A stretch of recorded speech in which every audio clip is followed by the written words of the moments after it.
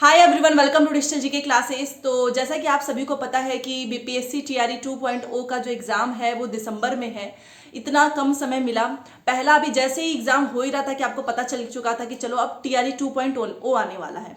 वहीं पर इन्होंने 3 अटेम्प्ट्स लगाकर एक गलत ही है, क्योंकि आप जानते हैं कि बैक टू बैक इतनी वैकेंसीज आना, जहां पर अभी आप मेंटली प्रिपेयर होने में भी समय लगता है कि चलो इस सब्जेक्ट को किस तरीके से तैयारी करना है, आगे आने वाली जो भर्ती है उसके लिए हमको किस तरीके से अपनी स्ट्रैटेजी बनानी है। आधे लोग तो इस वजह से ही रह जा रहे हैं। ऐसा नहीं कि जिनका नहीं हो पा रहा है वो मेहनत नहीं कर रहे हैं, बहुत ही लिमिटेड टाइम मिल रहा है और उसमें भी 3 अटेम्प्ट्स। तो ये एक ऊपर से स्ट्रेस प्रेशर क्रिएट हो रहा है कि 3 अटेम्प्ट ही मिल रहा है, हमारे 2 अटेम्प्ट्स खत्म हो जाएंगे, बस 1 अटेम्प्ट बचेगा। और बैक टू बैक पेपर लेना, उसमें भी 3 अटेम्प्ट्स लगाना, ये कहीं ना कहीं गलत है, नहीं होना चाहिए। क्योंकि 3 अटेम्प्ट्स तो आपको तब लगाना चाहिए ना कि जब आप 1 साल में एक बार ले रहे हो। आपने बैक टू बैक परीक्षा ले ली, मान लो ये अभी इन्होंने एक पेपर लिया है, अभी दोबारा हो रहा है, और जैसा कि इनका कहना है कि हम जो है हर साल लेंगे ही अगस्त में परीक्षा। तो 3 अटेम्प्ट्स तो ऐसे ही कुछ स्टूडेंट्स के चले जाएंगे। जो अपीयरिंग वाले थे, जो अपीयरिंग में फेल हो गए सीटेट में, उनका तो वैसे ही माइनस हो गया। कुछ लोग लैंग्वेज में फेल हो गए, उनका भी माइनस हो जाएगा।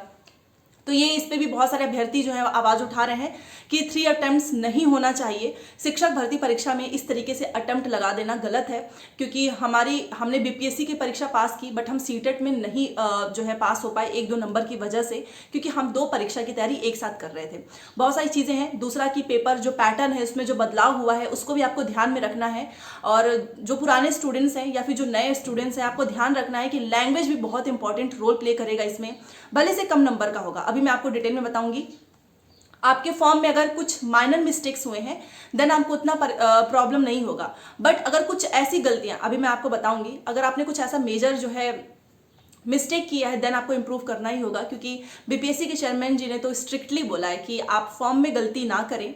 अगर गलती हो गई है तो दोबारा से फॉर्म भर लीजिए, बट हम मौका नहीं देंगे। एंड जब हमारा वेरिफिकेशन का समय होगा और आपका डॉक्यूमेंट्स एकदम अलग है, तो भी इसमें आपको परेशानी हो सकती है। पिछली बार तो उन्होंने बहुत सारे सुधार का मौका दिया। और सीटेट अपेयरिंग का तो आंदोलन आई थिंक आज और कल, जैसे कि स्टूडेंट्स मैसेज कर रहे हैं कि हम सीटेट अपेयरिंग को शामिल करवा के ही रहेंगे, तो उनकी स्ट्रैटेजी चली रही है। टाइम टू टाइम मैं आपको अपने चैनल से बताती रहूंगी। चैनल को प्लीज सब्सक्राइब कर लीजिएगा सो दैट आपको अपडेट मिलता रहे, क्योंकि यहाँ से अब आपको बीपीएससी टीआरई 2.0 के साथ साथ सीटेट की सारी इंपॉर्टेंट जो भी इंफॉर्मेशन होती है वो मैं प्रोवाइड करती हूँ। सबसे पहले मैं आपको बताना चाहूंगी पेपर पैटर्न आपको ध्यान रखना है, क्योंकि देखो तैयारी करने से पहले आप ये सोचिए कि आपको कहाँ पर ज्यादा समय देना है, किस तरीके से करना है। आपको पता है कि पिछली बार 2 दिन पेपर हुए थे, एक दिन आपका लैंग्वेज था, एक दिन आपका जीएस था।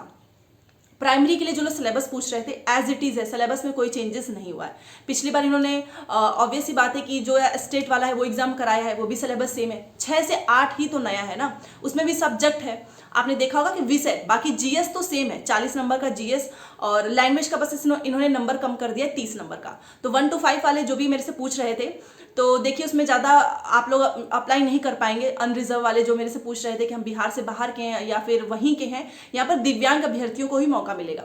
तो आप उसमें फॉर्म ना ही भरे तो बेटर होगा, क्योंकि वहाँ पे किसी को मौका नहीं मिलने वाला है। वहाँ पर नीचे मेंशन है कि कौन जो है इसमें जो है अप्लाई कर सकता है। ठीक है, तो देखो सिलेबस तो सेम है, तो इसलिए आपको क्या करना है, सबसे पहले आप देखो कि 6 से 8 में आपने अप्लाई किया है या 9 से 10 में, 11 से 12 में।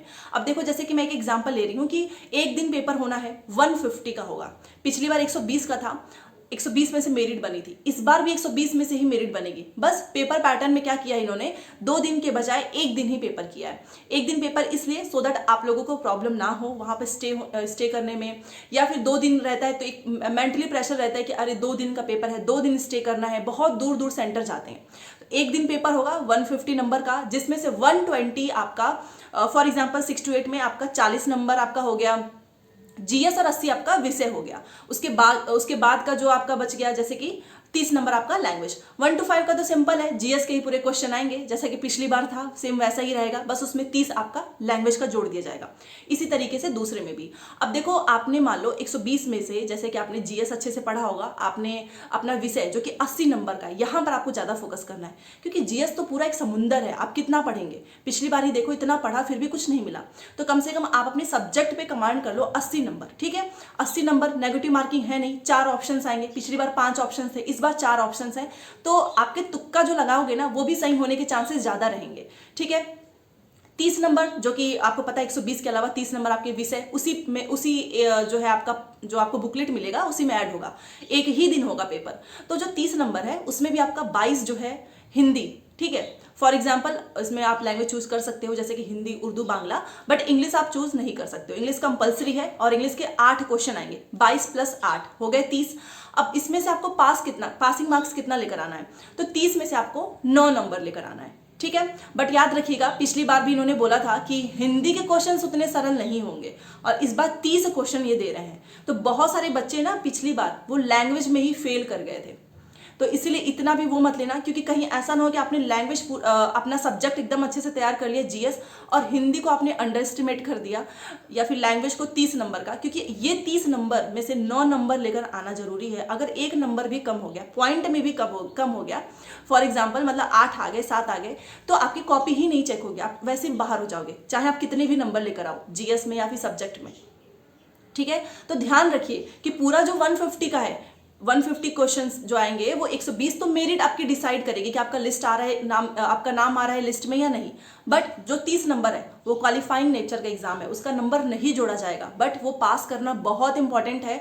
तो 30 में से 9 नंबर लेकर आना है। तो हिंदी इंग्लिश को पढ़ते रहना, अगर आपको इंग्लिश में बिल्कुल भी ऐसा नहीं है तो भी थोड़ा बहुत पढ़ते रहो, क्योंकि हिंदी के कुछ क्वेश्चंस आएंगे ट्रिकी टाइप के, तो इंग्लिश तो आसान आ ही जाएगा। पिछली बार का इंग्लिश आपने देखा होगा कितना आसान था, ठीक है। तो ये पेपर पैटर्न है, चाहे 1 to 5 के हैं, 6 से 8, 9 से 10, 11 से 12, सब में यही फॉलो होगा। 30 नंबर ही आपका लैंग्वेज का होगा, ठीक है। अब फॉर्म में कुछ गलतियां हुई हैं आप में से, अभी मैंने सुबह ही आपके सारे कमेंट्स में पढ़ रही थी, तो कुछ लोग ये बोल रहे हैं कि हमने क्या किया है, बीएड का सब्जेक्ट जो है वो फर्स्ट सेमेस्टर का डाल दिया है, लास्ट का नहीं डाला है सब्जेक्ट। तो क्या उससे कोई प्रॉब्लम होगी? नहीं।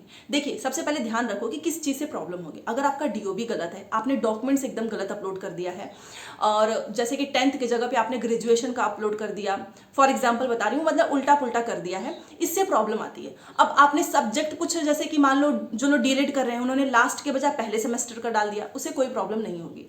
एक चीज़ और है, मान लो आपके नाम वगैरह में थोड़ी बहुत अगर मिस्टेक हो गई है, जैसे कि कुछ लोग मेरे से पूछ रहे थे कि हमारे स्पेस हो गया, स्पेस नहीं है, कुमारी की जगह कुमारी था, कुछ आई की जगह पे ई हो गया है, तो क्या इससे कोई दिक्कत होगी? तो इससे कोई दिक्कत तो नहीं होगी, ये कोई बहुत बड़ी मिस्टेक नहीं। बहुत बड़ी मिस्टेक क्या होती है कि आपने डीओबी एकदम गलत भर दिया है, आपका वो डीओबी है ही नहीं, आपने डॉक्यूमेंट्स एकदम गलत भर दिए हैं, चाहे वो जाति प्रमाण पत्र हो, निवास प्रमाण पत्र हो, या फिर आपकी एलिजिबिलिटी जैसा कि सीटेड सीरियल नंबर ही आपने एकदम गलत भर दिया है। तो ये कुछ मेजर मिस्टेक्स होते हैं, आपको इस पे ध्यान रखना है। ये सब्जेक्ट आपने हिंदी इंग्लिश के बजाय आपने जो है कुछ दूसरा सब्जेक्ट अपने डीलेड का डाल दिया हो बीएड का, इससे कोई प्रॉब्लम नहीं होगी, तो आपको दोबारा से फॉर्म भरने की जरूरत नहीं है। पेपर पैटर्न मैंने आपको बता दिया है, फॉर्म में किसी जिस तरीके भी की छोटी छोटी मिस्टेक्स हैं जैसे कि अभी मैंने आपको बताया, इससे दिक्कत नहीं होने वाली है, ठीक है। दूसरी चीज कि आपको क्या पढ़ना है, देखो बीपीएससी के चेयरमैन जी ने एकदम क्लियर बोला है कि एनसीईआरटी को ही आपको फॉलो करना है। एनसीईआरटी आपका, मान लो आपका मैथ साइंस सब्जेक्ट है तो आप एनसीईआरटी बुक्स को प्रीफर करें, ठीक है। और एससीईआरटी भी पढ़ लेना, बट एनसीईआरटी से तो आएगा ही आएगा, ओके। तो अगर आप क्लियर करना चाहते हो तो आपको एनसीईआरटी पे फोकस जरूर करना है। पिछली बार का जो आपका जीएस का मटेरियल है केवल उतना ही पढ़ो, बाकी सब्जेक्ट के लिए आप अलग से पढ़ सकते हैं। तो पेपर पैटर्न को ध्यान में रख के पढ़ाई करो, एनसीईआरटी को फॉलो करो। रही बात सीटेट अपीयरिंग, उनका तो आंदोलन चल ही रहा है, देखो कब तक मौका मिलता है। बट जो इन्होंने 3 अटेम्प्ट्स लगा दिए ये गलत है, क्योंकि बैक टू बैक आप परीक्षा ले रहे हो, और बैक टू बैक में ये भी हो जाता है कि कई बार बहुत सारा पढ़ने की वजह से भी कुछ स्टूडेंट्स का नहीं हो पाता है, और इस तरीके से उनका अटेम्प्ट भी काउंट हो जा रहा है। तो इतनी जल्दीबाजी में परीक्षा लेना, वो भी अटेम्प्ट लगाकर, ये गलत है। तो कहीं ना कहीं इसको खत्म करना चाहिए अटेम्प्ट को, और दूसरी सीटेड अपीयरिंग को मौका मिलना चाहिए। और मेरा पूरा सपोर्ट है आप सभी को, जैसे जो भी इन्फॉर्मेशन आती है, जो भी मैं वहाँ पे बात करने की कोशिश करती हूँ, वो मैं आपको अपने वीडियो के थ्रू बताती हूँ। और अभ्यर्थी फिर से जो है बीपीएससी कार्यालय पहुंचेंगे, देखते हैं क्या आता है, ट्वीट क्या करते हैं। और अगर आपको फॉर्म में कुछ भी समझ में नहीं आ रहा है, जैसे कि अभी एस्टेट का एज वाला जो है कुछ मिस्टेक्स है, कंफ्यूजन हो रहा है कि पहला चुने कि अन्य वाला चुने, तो अभी आप इसको रहने देना, क्योंकि देखो बीपीएससी के चेयरमैन ट्वीट करेंगे ही, तभी आप फिल करना। क्योंकि इस पे यूट्यूब पे भी कुछ लोग बता रहे हैं कि आप अन्य कर लो, कुछ लोग बोल रहे हैं कि आप पहला कर लो, तो किसी को कुछ क्लियर पता नहीं है। तो जैसे ही बीपीएससी के चेयरमैन जो है वो ट्वीट करेंगे, देन आप अपना उसके आगे का फॉर्म भरना, क्योंकि गलती मत करना, क्योंकि सुधार करने का मौका आपको नहीं मिलेगा। सारी चीजें मैंने आपको बताई है, फिर भी कोई भी डाउट हो प्लीज मुझे बताइएगा। मिलते हैं नेक्स्ट क्लास में, थैंक्स फॉर वॉचिंग।